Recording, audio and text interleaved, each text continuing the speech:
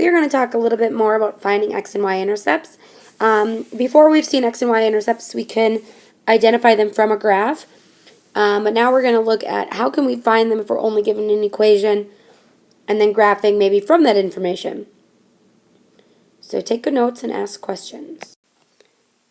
Another option is if you just see this, cover-up method would just be to know that if I'm looking for the X intercept, I'm going to plug in 0 for Y. So you could simply cover this up with your finger and solve that equation without having to plug in the 0. Same would be true if you were finding the Y-intercept. I could cover this up and solve for Y.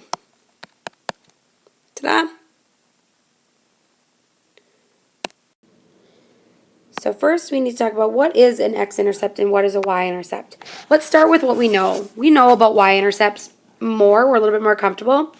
And we know that a Y-intercept is where a line crosses the Y-axis. So this is the Y-intercept is where a line crosses the Y-axis. And it's actually when X is 0.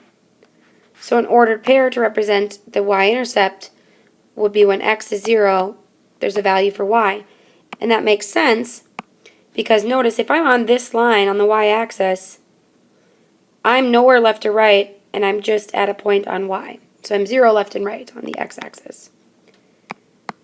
The X-intercept then is where a line crosses the X-axis, where it intercepts the X-axis. So notice here, I'm nowhere up and down, but I do have a value for X. So this is when Y is 0. For an ordered pair of X and a 0 value for Y.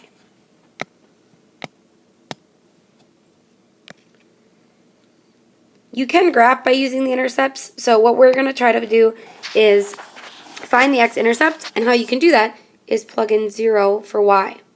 Then you would write the ordered pair, and your ordered pair would look like a value for X while you have 0 for Y. Then you could find the Y-intercept by plugging 0 for X, and your ordered pair would be 0 and then a value for Y. And you could plot those and then connect them and then make a line representing that equation. So let's try this one. If I'm trying to find the X and Y-intercepts of 2X plus 4Y equals 16, the X-intercept, we know, is when Y is 0. So we're just trying to fill in right there. So since Y is 0, because I know an ordered pair is XY, and this is 0, I can replace Y with a 0 value. So I know that 4 times 0 is 0, so I could rewrite it like this. But hopefully I know that's the same as just 2x equals 16. And I'm trying to solve for x, so I do the inverse of multiplication and divide by 2. And I get x equals 8. So that tells me that this equation has a line that crosses the x-axis at 8. Its y-intercept then, we plug in 0 for x. So we get 0 plus 4y equals 16, which is just 4y equals 16. We divide by 4 for y equals 4. So that means we cross the y-axis at 0, 4. So to graph this, we just plot those 2 points. Our x-intercept was 8, 0. So it's our x-axis. This is our y-axis.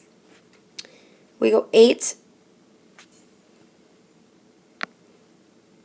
over on the x-axis. 1, 2, 3, 4, 5, 6, 7, 8. Plot a point there. And we were supposed to plot a point at 0, 4. So that's 0 left and right. and up 4.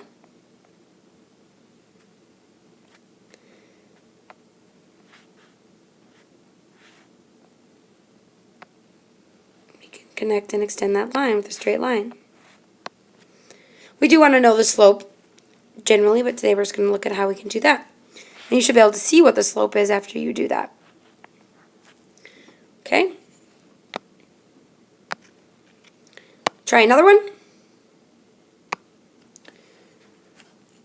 So here I'm going to find the x-intercept. Notice the steps are less there for you. So you could try this one, pause, and come back and see if you did it right. X-intercept. So we have our ordered pair xy.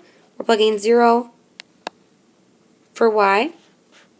So I do negative x plus 2 times 0 equals 3.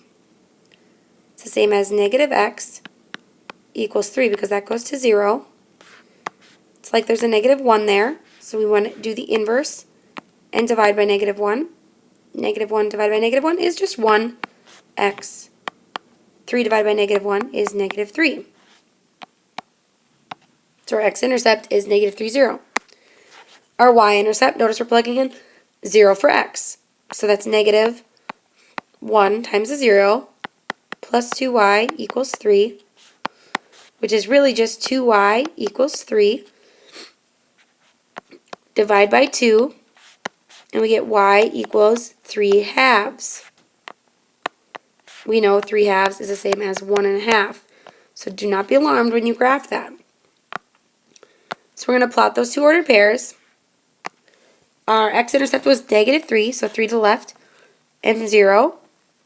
Our y-intercept was 0 and 1 1/2, so we go up 1 1/2 on the y-axis, connect, and extend our line.